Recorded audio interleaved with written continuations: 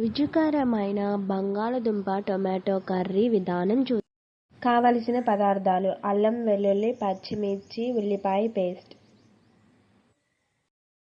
Cut చేసి పెట్టుకున్న బంగాళదుంప ముక్కలు, మీడియం సైజులో తరిగిన ఉల్లిపాయలు,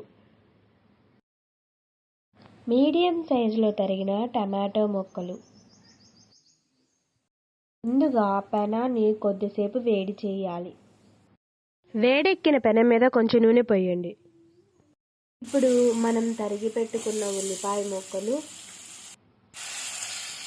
గ్రైండ్ చేసి పెట్టుకున్న పేస్ట్, మీడియం సైజులో తరిగి పెట్టుకున్న టమాటో అండ్ బంగాళదుంప ముక్కల్ని వేసి తర్వాత చిటికెడు పసుపు వేసి ఇవన్నీ బాగా కలిసేలా ఇలా మిక్స్ చేసుకోవాలి.